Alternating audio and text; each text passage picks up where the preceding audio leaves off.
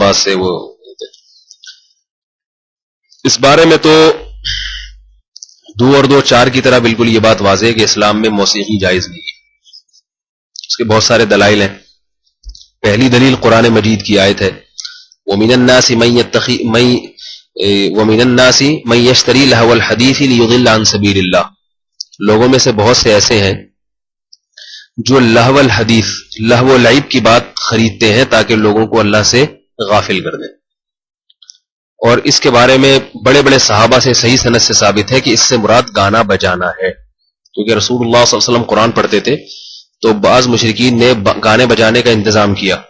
تو اس سے کیا ہوا کہ لوگ تاکہ قرآن نہ سنیں، آپ ایک طرف کسی قاری کو بٹھا دیں اور وہ قرآن پڑھنا شروع کر دے، دوسری طرف کوئی گانا لگا دیں تو گانے کی طرف لوگوں کی توجہ زیادہ جاتی. تو اللہ نے فرمایا کہ یہ ایسے لوگوں کے لیے دردناک عذاب ہے، دردناک عذاب. موسیقی انسان کو قرآن سے غافل کرتی ہے. یقین نہ آئے تو تجربہ کر کے دیکھ لینا. ایک دفعہ قاری کو بٹھا دیں، تلاوت سنو اور کسی کو گانا لگا دیں کسی کا، تو آپ دیکھیں گانے میں تو آپ بس میں گانا لگتا ہے کیسے سر دھننا شروع کر دیتے ہیں. اس لیے کہ گانوں کی سریں ہوتی ہیں اور اس میں ایسا اتار چڑھا ہوتا ہے کہ اس میں انسان کو لذت، جو ظاہری لذت ہے وہ بہت حاصل ہوتی ہے. تو اس گانے بجانے سے انسان غافل ہوتا ہے، اللہ کی یاد سے بھی، قرآن حدیث سے بھی غافل ہوتا ہے اور اچھے کاموں سے بھی غافل ہوتا ہے. اگر کوئی گلوکار اچھے اچھے کام بھی کر رہا ہے تو اس کا یہ مطلب نہیں ہے کہ یہ پھر اس کو تو گانوں نے غافل نہیں کیا. ایک چیز جو بنیادی، جس چیز کی بنیاد اس کے لیے ہے، تو اگر وقتی طور پر اس کا کوئی فائدہ بھی ہو رہا ہو نا وقتی طور پر، تو اس وقتی فائدے کو دیکھ کر کبھی عمومی قاعدہ اور قانون نہیں بنایا جاتا. یہ اصول ہے شریعت کا.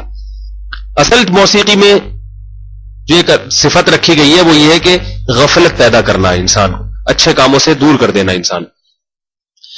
دوسری بات یہ کہ یہ دلیل اگر کسی کی سمجھ میں نہیں آتی، اول تو آنی چاہیے، قرآن کی آیت ہے، اس کی تفسیر میں صحابہ کے اقوال ہیں.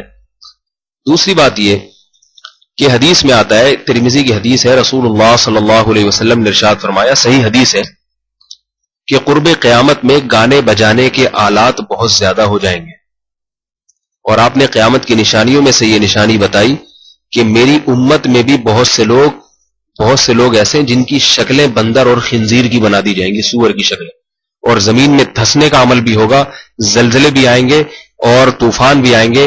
آپ نے فرمایا کہ یہ نشانیاں اس وقت ظاہر ہوں گی جب گانے بجانے کے آلات بھی زیادہ ہو جائیں گے اور گانے بجانے والیاں بھی زیادہ ہو جائیں گی. تو یہ صحیح حدیث ہے ترمذی کی. معازف کے الفاظ ہیں، معازف گانے بجانے کے آلات کو کہتے ہیں. ظاہر ہے آلہ خود تو نہیں گاتا نا، وہ تو موسیقی کو یہاں معازف سے تعبیر کیا گیا جو موسیقی کے آلات ہیں. تیسری بات یہ، وعلیکم السلام، تیسری بات یہ کہ اگر موسیقی کی اسلام میں گنجائش ہوتی تو موسیقی کی دھن ایک ایسی چیز ہے جس کی طرف ہر ایک کی توجہ جاتی ہے، ہر ایک کی توجہ. یہ انسان کو وقتی طور پر ریلیکس کرنے کا ایک سستا اور بہترین آلہ ہے. وقتی طور پر انسان اس سے ریلیکس ہو جاتا ہے. جیسے شراب پی کے وقتی طور پر فٹ فاٹ ہو جائے گا، نہیں ہو جائے گا، وہ الگ بات ہے، اس کے پھر نتائج آہستہ آہستہ بھیانک نکلتے ہیں. تو موسیقی سن کے بھی وقتی لذت بہت حاصل ہوتی ہے، اور وقتی لذت کی جتنی بھی چیزیں ہیں ان کو ہر دور کے انسان نے اختیار کیا ہے، ہر دور کے انسان نے. یہی وجہ ہے کہ آپ دیکھیں گے کہ ہر قوم میں موسیقی کا رواج رہا ہے. تو اب سوال یہ پیدا ہوتا ہے کہ صحابہ کرام میں سے کسی ایک صحابی سے بھی ثابت نہیں ہے کہ انہوں نے کوئی ایک بانسری بجائی ہو موسیقی کے لیے. تو اگر اسلام میں اس کی اجازت ہوتی تو یہ تو ایسی مرغوب چیز ہے کہ 1,24,000 سے زیادہ صحابہ، ان میں کوئی تو موسیقی کا استعمال کرتا ہے ریلیکس ہونے کے لیے. شراب پیتے تھے وہ لوگ، جب اسلام نے منع کیا چھوڑ دی. اور پہلے گانے بجانے والیاں بھی ہوتی تھی. غزوہ بدر میں کیا ہوا ہے؟ غزوہ بدر میں جب ابو جہل آیا ہے لشکر کو لے کے تو باقاعدہ موسیقی کے آلات بھی لایا اور ناچنے والیاں بھی اپنے ساتھ لایا. سب ناچے گائے اور جو ان کا ایک فنکشن تھا انہوں نے کیا لڑائی سے پہلے تاکہ قوم میں جوش پیدا ہو. صحابہ کرام میں سے کسی نے یہ کام نہیں کیا. تو جس چیز کا داعیہ موجود ہو پھر بھی وہ کام نہ کیا جائے تو یہ اس کی علامت ہوتی ہے کہ اس کام پر پابندی لگی ہوئی ہے. سمجھ رہے ہیں بات کو؟ اس کی مثال ایسے ہے جیسے دیکھو کھانے کا شوق تو ہر ایک کو ہے یا نہیں ہے؟ لہذا ہم صبح بھی کھاتے ہیں، دوپہر بھی کھاتے ہیں، رات بھی کھاتے ہیں، جب بھوک لگے گی کھائیں گے.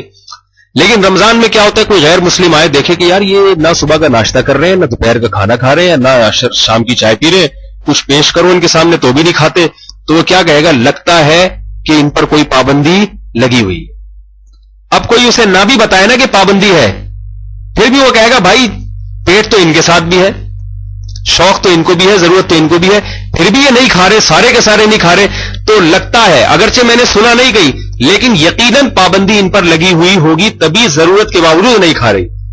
تو اگر ہمارے پاس بالفرض کوئی بھی قرآن کی آیت نہیں ہے، کوئی بھی حدیث نہیں ہے موسیقی کے حرام ہونے پر، تو سوال پیدا ہوتا ہے کہ اسلامی تاریخ میں صحابہ کرام کا اتنا طویل دور، نبی علیہ السلام کی 23 سالہ زندگی، صحابہ کرام کا اتنا طویل دور، کوئی ایک صحابی، حالانکہ دل موسیقی کی طرف ہر ایک کا مائل ہوتا ہے جو بھی بشر ہوگا، تو اس کے باوجود بھی کسی ایک صحابی نے ایک بانسری تک کا استعمال کیوں نہیں کیا؟